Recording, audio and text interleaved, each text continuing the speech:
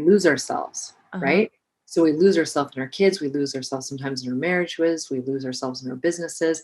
And in fact, I believe, and I don't know if this is accurate, but I believe from all the women that I've worked with and the thousands that I've helped, that we create the story to lose ourselves because we don't feel confident enough to step into the greatness that we're all here to bring to this world. All right, ladies, this recording with my dear friend Annie is going to help you make major impact in your life. Annie is someone who works with and coaches thousands of women all over the world. She has been one of the biggest catalysts for me in making productive changes in my life. You know how people are constantly telling us, take better care of yourself so that you can take better care of others? It's like a broken record. Like, yes, we get it. We need to do those things. How do we do them? We're running our kids to school. We're packing the snack. We're meal prepping. We're doing the laundry. We're working. We're doing emails, social media, all the things. In this episode, Annie shares so many incredible tools that you can literally implement for free every single day. We talk about a few of the things that I did with her during a deep immersion in Park City. That is one of the greatest things I've ever done for myself. And she shares a lot of the tangible tools that I took away from that experience here on this podcast for free for you. Grab a cozy spot, get your beverage. This is one that at some point you're going to want to re-listen and definitely even take some notes. This is also one you absolutely want to share with a friend. The messages and the tools she shares in this podcast are so powerful. Enjoy. Annie Yatch. I'm so happy to be with you. I'm incredibly happy to be here. It just feels like magic. It does. So this one's going to be different than all my other ones, for sure. I want this to be the most intimate podcast that I share with the world. And I've learned that intimacy literally means into me you see. And so I always knew that I wanted you on this platform. You're literally the catalyst for this platform coming out of me, as you know. And this morning I was really thinking about what's the intention behind this? Why do I want to bring this to the world? And it's really clear that the reason I want to do it is I want people to know it's okay to change. We're not only allowed to change, it's one of the most freeing things you can do. I have spent the last few years just really assessing my life on a deep level. I think like many people, and not that there's any, I have a great relationship with my husband. I love my career. I have 3 beautiful children, but I just know there's something more for me. And Annie, you are just the person in my life who has helped me see that. And so that's what I want to share. I want to share kind of what we went through together as an example for what people can do. And I want everyone after this to find their Annie in their life. Oh my goodness. I'm so overwhelmed by like the pure joy of watching you in your element, speaking your truth and sharing who you are with the world. Because I think as women, we spend so much time trying to do so many things for other people. And we don't give ourselves the time to truly like unravel who we are and what we want, especially after having kids. Because after having kids, you lose a piece of yourself and you lose who you were before. And you're sort of in this pivot of trying to figure out, well, who am I now that I'm a mother and I'm a lover and I'm a wife and I'm an entrepreneur? There are just so many different facets of us as women. And I think for many of us, we don't love these different facets. And we don't even know how to find that love again for these different parts of ourselves that have been hidden. So I think that's where we started in the work that we did. We looked at, what are the patterns and what are the things that have been in the past that are no longer serving and are no longer part of who you are and who you are becoming. Mm-hmm. I want to know, how do you see these things in people? Like, how did you know this about me? You knew things about me that I didn't even know about myself, or just even the words to help guide me figure it out. It's funny how, what's that quote? When the student's ready, the teacher arrives. And so I had literally gotten to a place in my life where I didn't know what it was going to look like. And this is often how I think. Like, I don't know the what, but I know how it's going to feel. Yeah. And I knew how I wanted to feel. There's people that constantly tell me I'm love and I'm light and I have more to share with this world. And I finally could hear that message and I wanted to feel it and embody it. And I was in Park City, actually, at an event. And it was the morning, before the event, like having coffee with Jason. And I'm watching this docu-series by my good friend, Patrick Gentempo. And he interviewed your business partner, Larry. And Larry said something, and I don't even know that I'll describe it correctly, so I hope you can. But Larry is a Navy SEAL. Yep. And he was talking about how, when you go through Navy SEAL training, there's, what is it, weeks long of training, like the intensive, is it weeks long, It's days called long? buds, and it's very intensive. It's they have a 6-week intensive, but in the middle of it is buds, which is hell week. Hell And so week. you've Okay. got literally the most intense experience that you can imagine. Okay. And so Larry was talking about Buds Week, and he's like, it's so crazy because at the beginning of Buds Week, you look around and you're like, that guy's going to make it through, that guy's going to make it through, that guy's going to make it through. And you're totally wrong. He's like, the person that made it through was like the previous alcoholic from Texas, and then the pizza delivery guy that had a shift in his life from Oklahoma. But he's like, I'd narrowed down what the one thing in common with them was. And what is that? Well, the one thing that was in common is their ability to self-regulate, which is this concept that if you can emotionally, physically, and intellectually regulate yourself, then you have the ability to do extraordinary and someone say impossible things. Mm-hmm. So this piece, and what's interesting about it, when you look at entrepreneurs, right? And let me back up just a little bit here. One of the things that Larry and I discovered, gosh, probably 7 years ago, is the fact that every single entrepreneur that we have ever met, ever known, they all have some unresolved trauma that has allowed them and pushed them into entrepreneurship.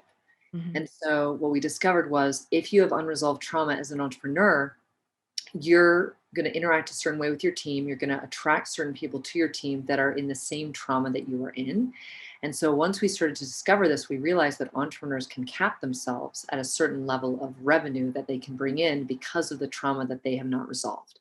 So we started digging deeper into this concept of, okay, there are all these ways to quote unquote resolve trauma in this world, but how do we do it in a way that's loving and gentle and not requiring you to relive all the trauma? Because trauma is basically moments in your life when there's been a perceived loss of control.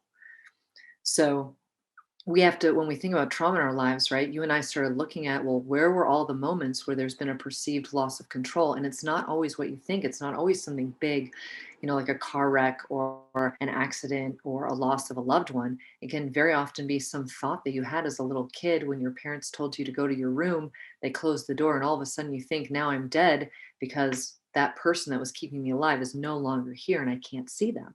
Mm-hmm. So that was sort of the beginning of how we started looking at how do we help entrepreneurs look at this unresolved trauma in a way that is supportive and uplifting and going to bring them to the next level of where they want to go for their team, for their performance, for their companies. So that was where this all began. He gave a really good example when I got to work with him, and he calls it getting off the ship. And he Yes. talked about this guy and the ship. Can you tell that story? Because I think it Sure. Of really helps course. people understand how our traumas, and I love that you define that, just literally any moment in our life that has stuck with us that we have a perceived loss of sense of control of our lives.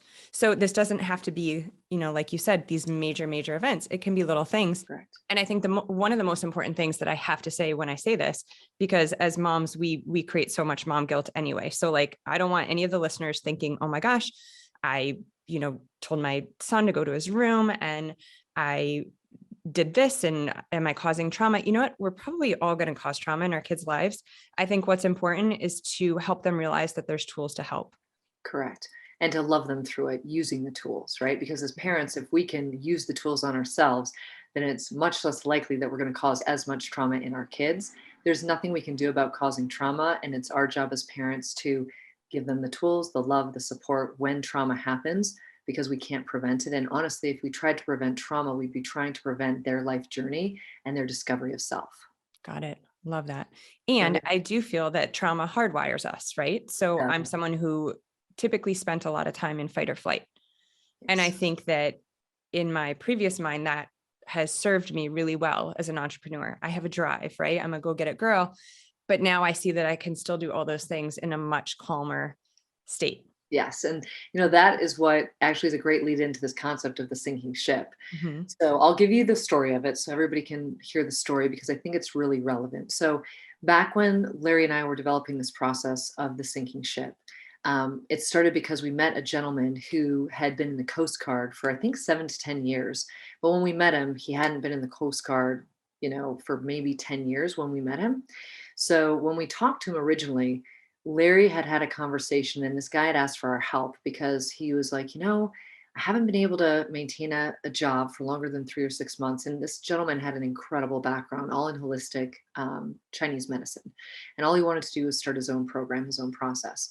And so he had said to us, I can't seem to hold down a job for 3 to 6 months. I can't start my own business. I haven't been able to stay in a relationship for very long. And I haven't been able to sleep very well at night, literally for the last 10 years. He's like, I know you guys are working on this concept. Can you ask me some questions about it or help me process this out? And so as Larry was talking to him, what was really interesting was he had said to him, well, you know, when you were in the Coast Guard, what was your job? What was your role? And his job was to make sure that the ship would not sink. Right. So he had to listen to all the noises the ship was making. He had to be, on top of everything all the time because if something happened to that ship, if the generators turned off and the ship started taking on water, literally the Coast Guard is the only remedy for a ship going down. And that means that he is literally the linchpin for that ship sinking or not sinking, for the loss of hundreds of people's lives or not. And so he got to be literally Sailor of the Year for 7 years straight because he was so hyper fixated and so on it. What's interesting about this concept is when we have trauma, for example, for him, the trauma was living in an experience where he believed the ship could always be sinking. So every day he had to think this ship could sink in any second. What would I do? And he'd have to run through in his head, these are the 10 steps I'd have to take to make sure this ship doesn't sink. Now, that is a perceived loss of control that becomes a trauma. So, if you're doing that for 7 years, and then all of a sudden you're not in that environment anymore, and the environment changes, you're still going to have that old program and that old trauma that's running your daily actions subconsciously.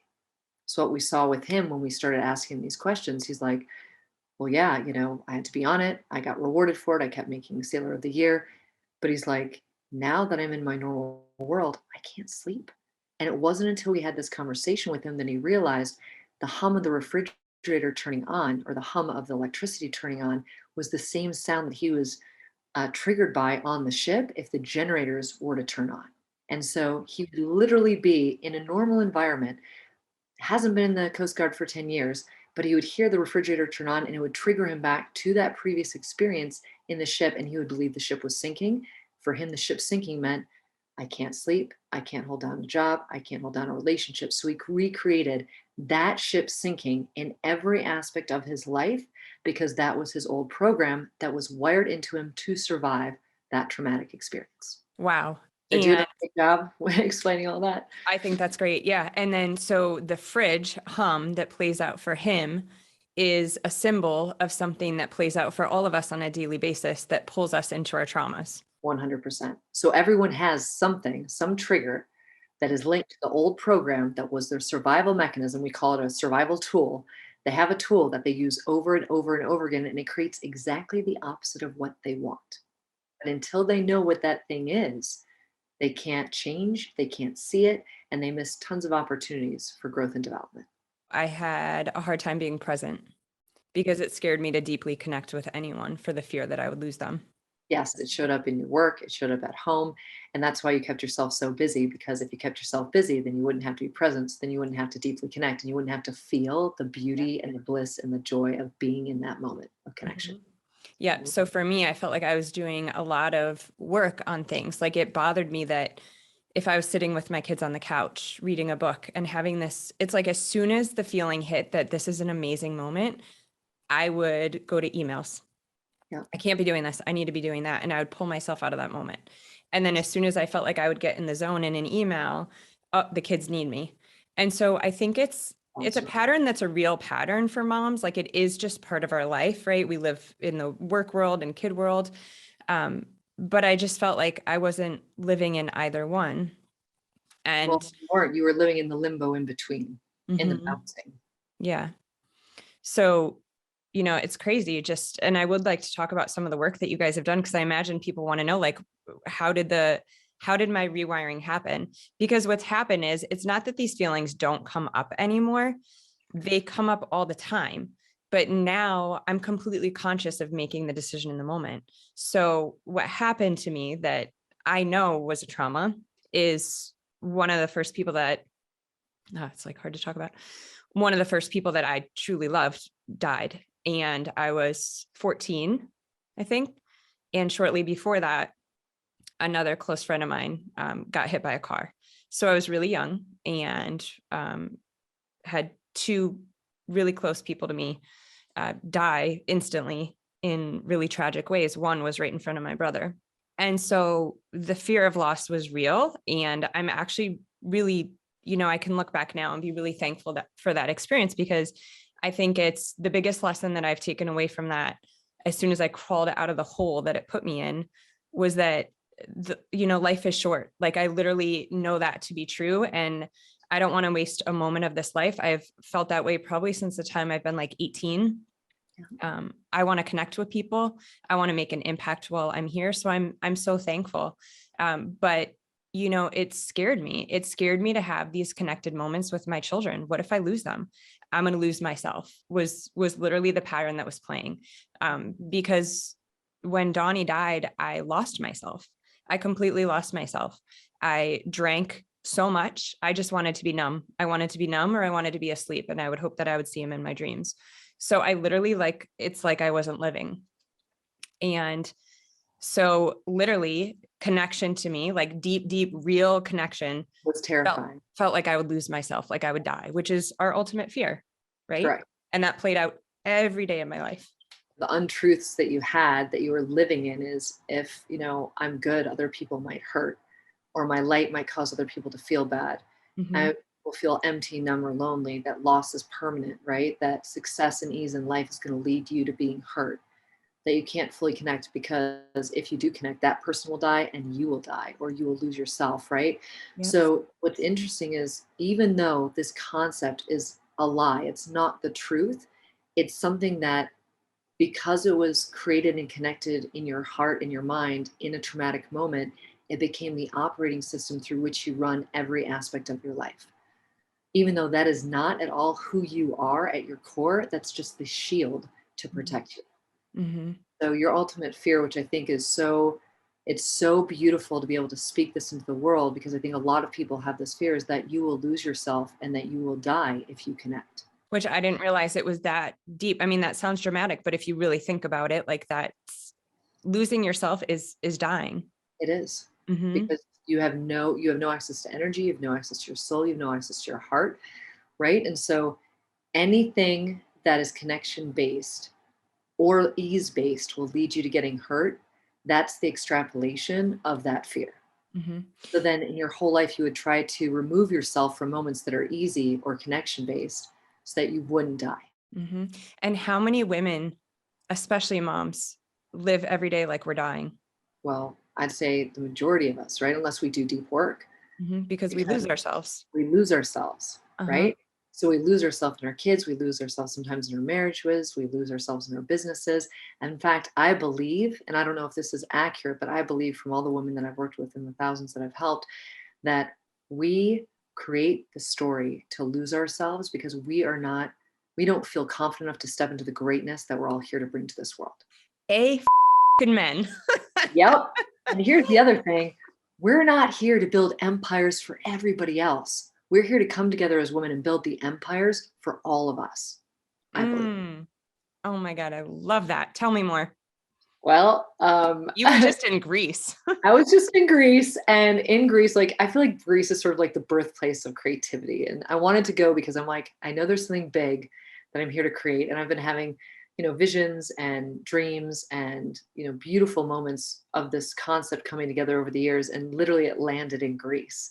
And so if you're open to it, I might just share a little concept around it here, because it's linked to this women's empire concept. So ironically, women empires is not a domain that anybody has. So I snacked it up, because this concept of women empires and the fact that we rule our worlds when we do the work, was so profoundly moving to me, because I feel like in every aspect of our life, if we do the work and if we step into our greatness, we can rule every aspect, every domain.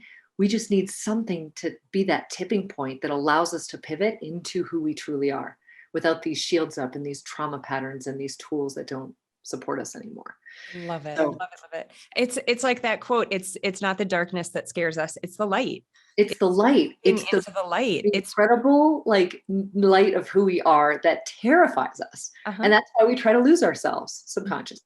Mm, got it. So like we distract into these other things. We Correct. get ourselves busy We distract, or we get busy, we devalue ourselves, uh-huh. we pile things on that don't need to be piled on. Sometimes it's activities to take the kids to, just because we're like, well, they should have all these activities, but where's our activity? Mhm. Mhm. Right? So let's talk about the work. What's the work? So women, listeners hearing this right now, okay, I'm living every day like I'm dying. Annie, what do I do? What do I All do? right. So the first thing you got to do, and this is something that you could do at home, right? This is not a really intense process, right? But the first thing you have to do is have to start looking for, where are you being triggered? Because we want to look at, where are the moments where you feel yourself amping up with either anxiety or anger or resentment, to figure out, how is that linked to a lie that might not be serving you. So from all the research I've done, I started looking at the lies that people have, like that sinking ship work that we talked about. So I was really fascinated, like, what are all these different lies? And I found that there are really four top lies that impact most people. And if you can see these lies and then start reframing them in your own mind, it gives you a leg up. So if you do nothing else, but look at your triggers and try to tie that trigger back to some lie you're telling yourself that might not be true, that's a really good start. So if you're open to it, I could talk through what the four big lies are that I've experienced with most people. And then if these lies resonate with you, you get to look at, okay, if I'm telling myself this lie, what is the false reward that I'm receiving from living in this lie? Because just like the guy who was in the Coast Guard, he was receiving the false reward of being Sailor of the Year because he was so hyper vigilant, right? So there's always a great skill and I would call it a superpower that comes from your trauma. And if you can start learning what that superpower is, then you have the ability to access it more often. Yeah, let's So, do it. I think this right. is the part where people push pause, get your paper, get your pen. If you're driving and you're listening to this, you can re-listen to it when you're home. It's almost good to like hear it and just move with it and then go back and listen again and write it down. Yes. So I'm going to pull this up and I'll send, for anybody who's interested, who listens to the podcast, who wants to have this sort of a short breakdown as to how to get to a breakthrough, I can send it to you and you can send it out to anybody who's interested. I just feel like it's a nice thing, like that's tangible to work on. Beautiful. But what I love most about looking for the lie is, if you start with, here are the lies that we know exist and we know we're creating, then we can go even deeper into those. So the first lie that I really see all over the place, I call it the productivity epidemic, is that we all believe that you have to be hyper productive to be successful, Mm-hmm. Like right? And so moving, you have to be busy. moving, right? You have to have lists, you have to have tasks, you have to have checklists, you have to be moving constantly, right? And for us as women, right, that is a big way that we distract ourselves from stepping into our greatness, right? Oh, there's always more to do. Of course there is. Laundry never gets done, right? So when you live in that lie, you're going to have a specific behavior of keeping yourself overly busy, overworked, and it's going to keep you out of the present moment, which means you're going to come home at the end of the day or be home with your kids and not be present for any of the moments of joy or bliss. So that's the first piece. That Mm. lie of productivity is not actually essential for success, but we believe it is. Yep, definitely. Okay, I get Talk that through the other three lies, and then I'm going to tell you the fundamental truths that counteract these lies, so that you can then live into these truths. So that even if your lie is something different than what we've talked about, if you live in these truths, you have a framework for how to live the best life you can live. All right. So second lie, and this is where this one really hits hard as an entrepreneur. It all falls on me. one. Mm-hmm. So how many times as a mom have you been like, well, nobody else is going to do it, so I've got to do it, right? And then you take this sort of victim mentality on yourself, which then creates the negative future of, I now am holding the burden for everybody. I'm the linchpin that holds everything together. If I don't do all these things, most of the things that I don't necessarily want to do that don't fill me up, I am creating destruction around me for my family. And I can see how that one's rewarding, right? I love that you use the word entrepreneur, and entrepreneur in this case doesn't just mean someone who owns a massively successful large business. Moms are entrepreneurs. Yes, they are. And I can see how that one would be very rewarding subconsciously. Okay, the house is very clean. Everyone's going where they need to go. I'm the girl that everyone's like, how do you keep it all together? How do you do it all? You're so amazing. So you're getting the false reward of praise from Mhm. other people who see you and they think you make it look so easy, but in Yeah, reality, you're dying inside most times. totally. Okay. Figure out, how do I hold all these balls in the air and how do I make it look like it's not killing me? Mm-hmm.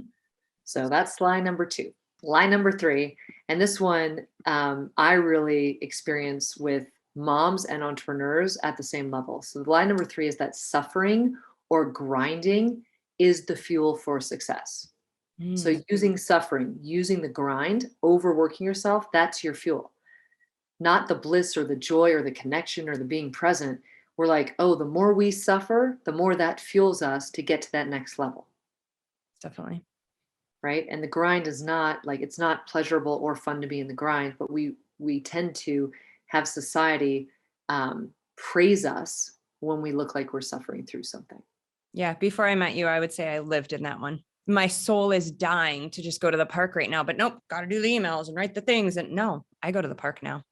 Yep, and that's the Mhm. big change. And what do you do when you go to the park? You can I have access to sit. all the creativity and the love and the joy that's in you that you want to experience. I create space. You do. And Yeah. so that's where this lie number 3 really is insidious because it will show up in so many areas and society rewards us for it, for Mm, suffering. mhm. So then line number 4, and this is a big one that I found among women, which is why I always look at the concept of there is no comparison. Like we are all beautiful flowers and we all need to be in the same room. And no one's ever going to say, oh, that rose is more beautiful than that lily. No, they're all uniquely beautiful, right? Mhm. So line number 4 is the belief that comparison or competition is essential for growth. Ye So a lot of us as mothers are like, oh gosh, look at what she's doing. I should have my kids in more activities. Oh, look at what they're doing. I should do this. Then we end up shooting all over ourselves because we're comparing. And comparison is just the thief of all joy because it takes you out of the journey that you are on and it removes you from that discovery of self. mhm. So this is where this lie really puts you into a place of I'm not as good as I should be doing more. I should, you know, take this on. I should be this way. And it basically makes every piece of you not matter, but makes everybody else's different personalities or things that they're good at matter more than your personal traits. So, I wonder how many times literally that plays out through the day. Like, it'd be so cool to put a rubber band around the wrist and literally, oh, her jeans are so cute. At first, I feel like it's this, casual observance. Such correct. cute jeans. And then it literally turns into a spin of like, I should wear cuter jeans. Why don't I? I, Why don't I I don't take better know. care of myself? I should really, I should really take better care of myself. My husband would love me more. Like it just It is, we call it all the death out. spiral of the subconscious. Wow. Okay. Yep. So those 4 lies, right? No matter who you are, there's one aspect or more of each one of those lies that is impacting your life, whether you know it or you don't. Hopefully now you do. And Mhm. so now what we need to look at is we need to look at, okay, if these were all the lies, what are the 4 fundamental truths that if we live into these truths, we have the ability to develop and step into our greatness. So this is applicable no matter who you are, no matter what your background is, if you're a mother, if you're not a mother, if you have a family, if you don't. And that's really what we want to get to. We want to get to something that's foundational and fundamental so it can be applied across all experiences. So, with these, what I really love about it is that first lie when we talked about productivity or staying busy being essential for success, that lie violates the rule of connection. So, when you're in the connection space, you don't need to be productive because connection is the only currency that matters. Connection is what moves people, moves emotion, moves things, and allows you to take different action.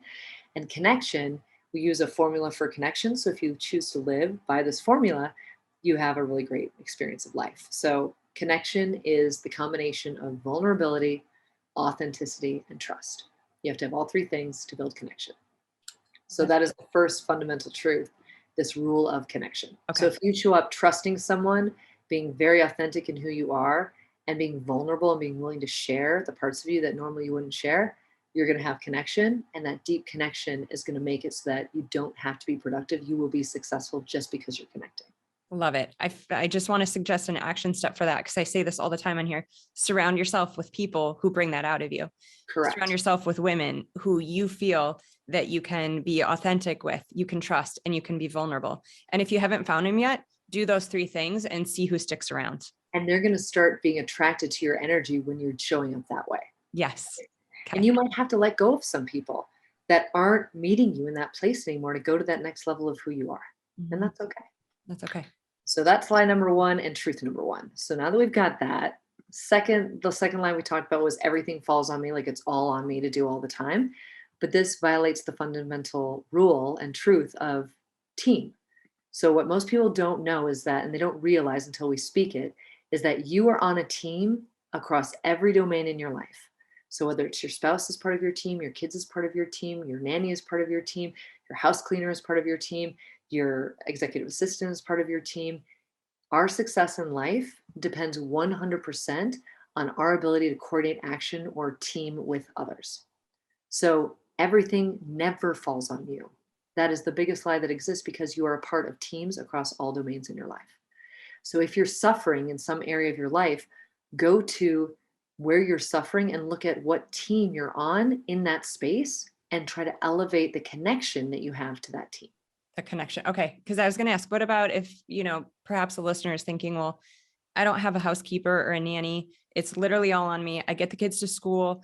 I rush to work. I pick them up from work. My husband and I are just not doing great.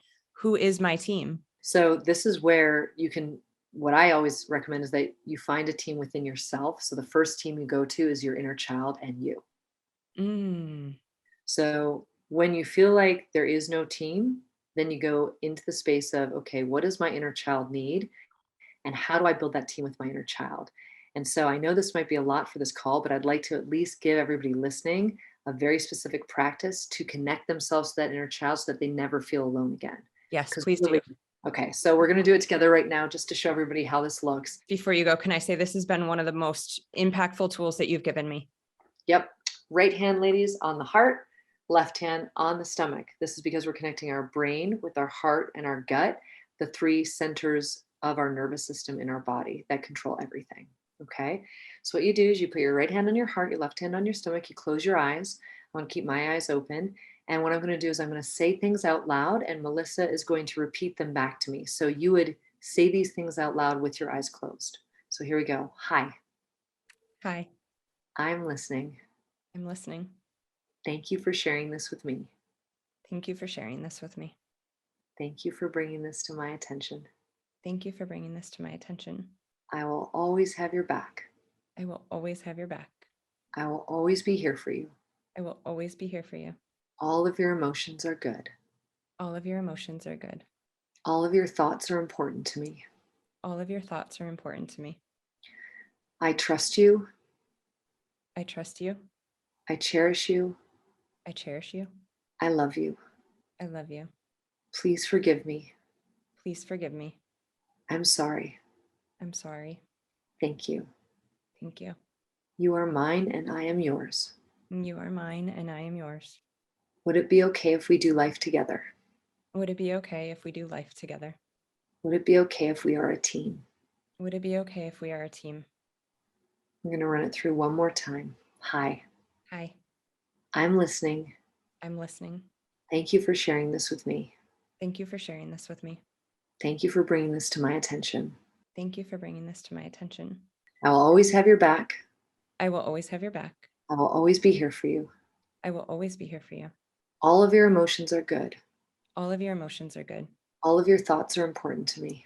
All of your thoughts are important to me. I trust you. I trust you. I cherish you.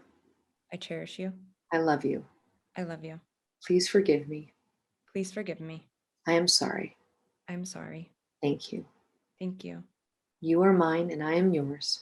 You are mine and I am yours. Would it be okay if we are a team? Would it be okay if we are a team? Would it be okay if we do life together? Would it be okay if we do life together?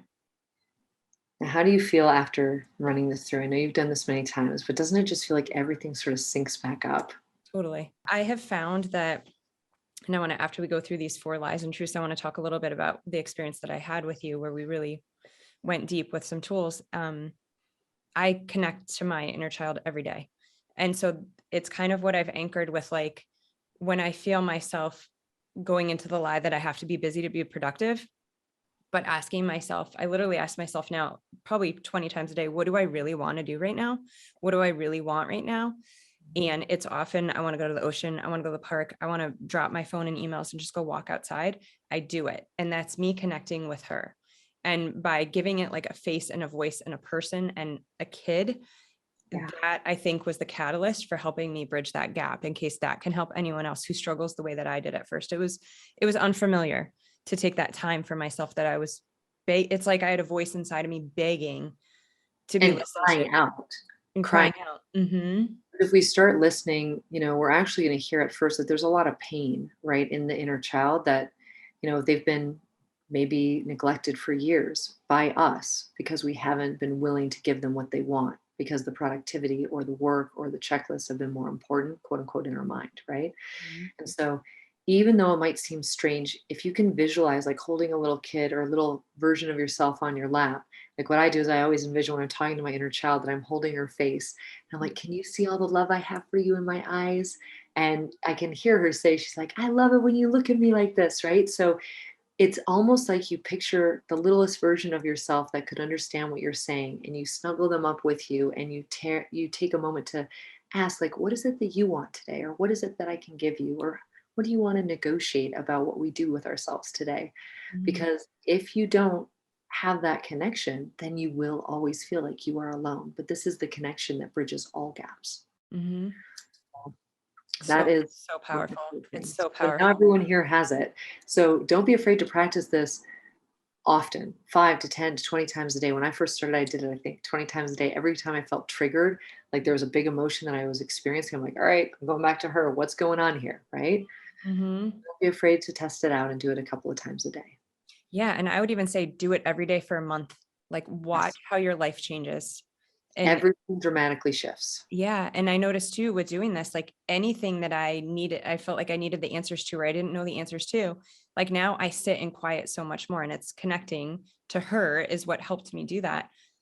I get the answers. Like I'm so much more clairvoyant, and um, just everything comes through. Like, nope, this is the way it's going to be done, and this is how I'm going to do it. But I take that pause that I never used to take. And the pause, like when we think about it, that pause gives us a chance to hear the voice of who we truly are.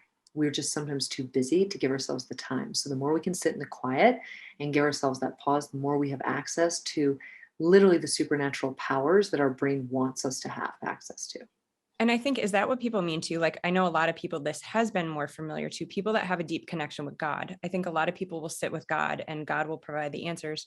I think because of the loss that I suffered at such an age, I didn't have a lot of belief in God. Like, why would God do this? So that was always a trigger for me. I can align with spirit or universe getting closer to God. But so I think some people may already know this connection, but if you don't, the inner child is so helpful as a tool. And whether it's God or inner child or the universe or energy or source, there is something greater that is here for you. So relying on the belief and the concept that there is something here that is supporting you, even if you don't feel it in the moment sometimes, that's a really nice place to start. Okay. Awesome. Perfect. So then now we go back into these truths again. So we just talked about the truth around the rule of team. So now we go to that truth around the lie that was using suffering or grinding as a fuel. So what that lie violates is the rule of success. So when people think about success, and if there's only one thing you take from the call, I really want you to take this.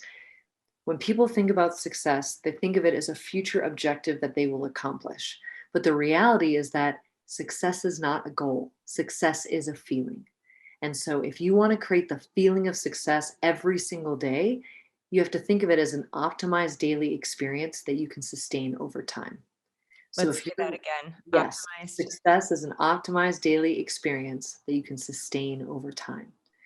So, if you look at your life through the lens of how do I create an optimized daily experience for myself that I can sustain over time, that is the key to feeling successful and not needing anything other than joy happiness, connection to be your fuel.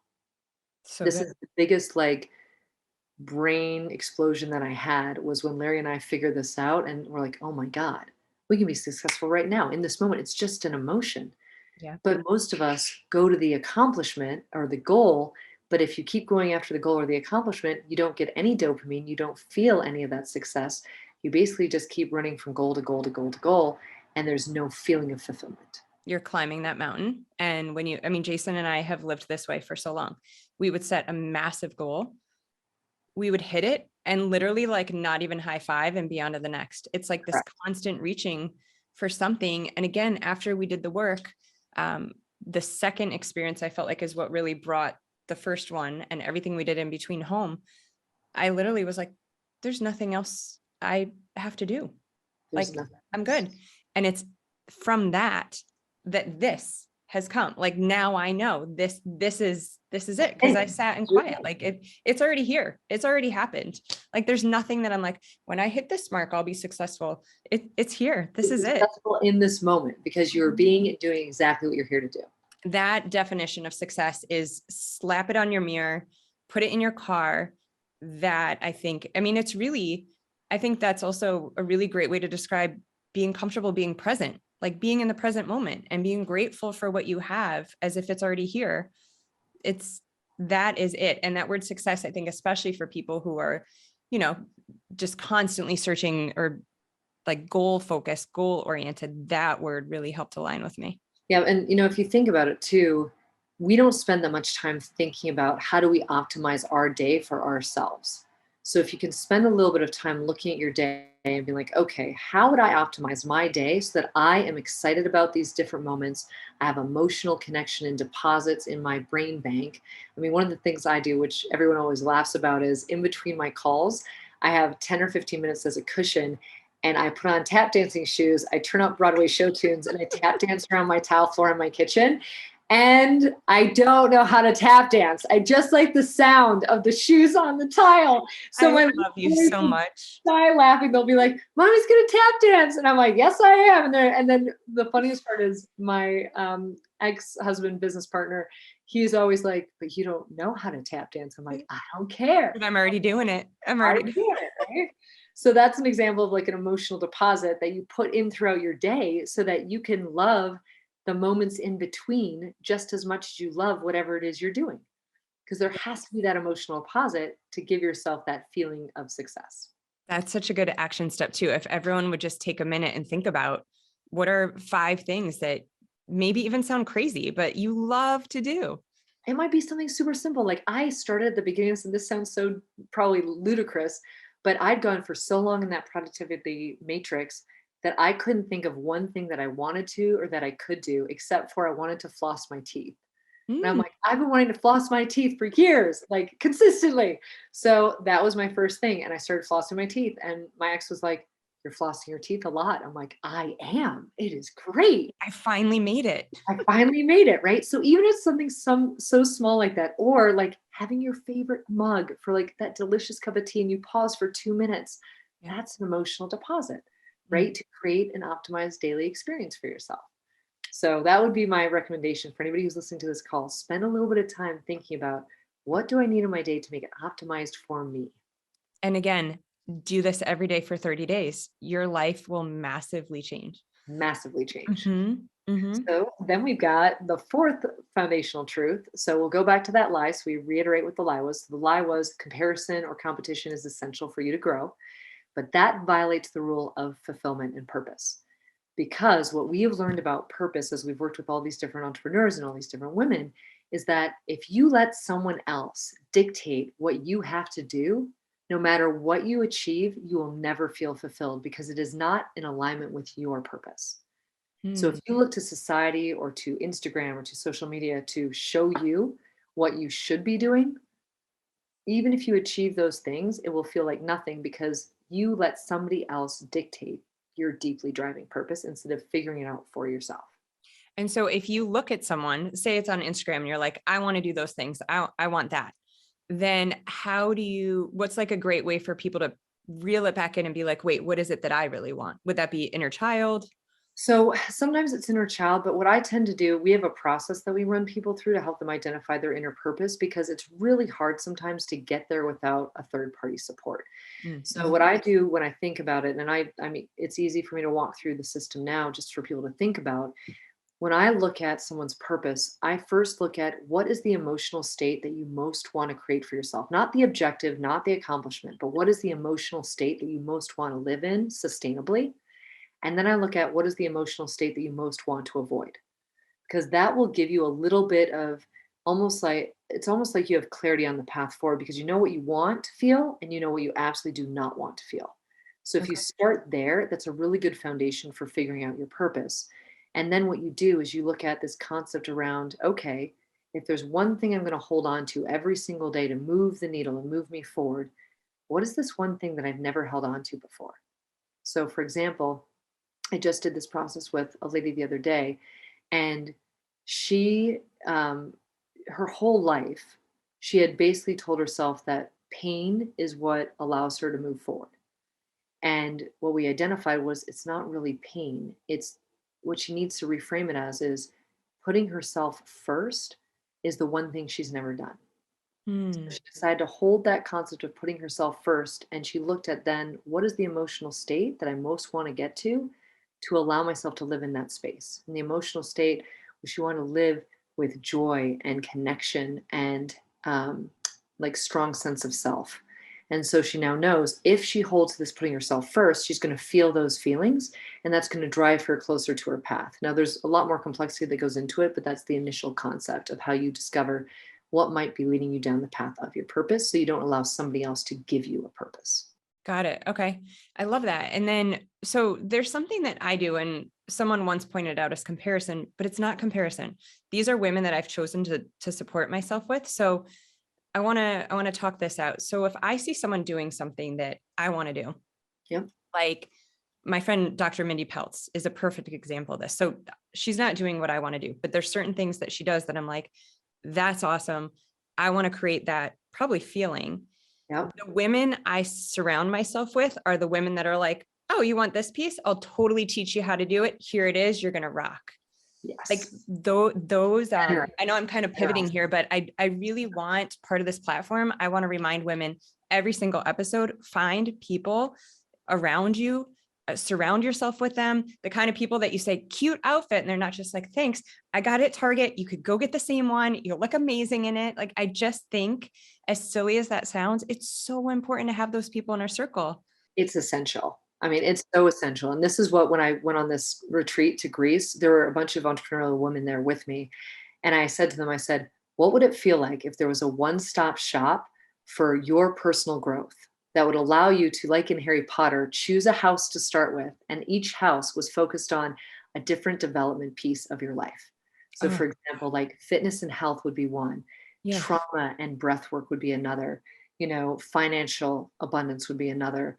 Um, Sparking and kindling more romance in your life would be another about your relationships. I'm like, what if you could choose, like a choose your own adventure of where to start in your development and use that as the launch pad and springboard for everything else you want to increase in your life?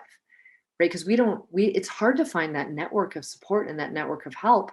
And it takes some time. But what if there's a one stop shop where all these women came together and all these aspects were available and we all grow at the same time together? Is that the Women's Empire? That's the Women's Empire. Yep. Mm. Rock on, sister. Thanks. I'm so excited. I can't wait. And all the women that I talked to that are like, well, yeah, that would make life so much easier. We could just go to one place. And I'm like, So much easier.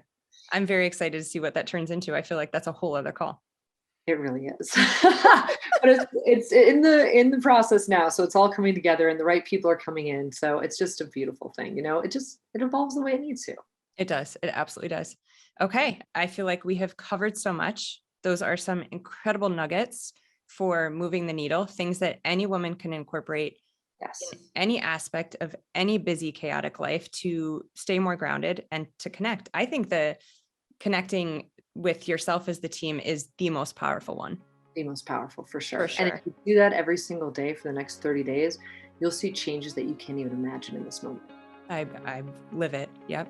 Okay, Annie, thank you. I mean, those are such incredible tools everyone can incorporate every day.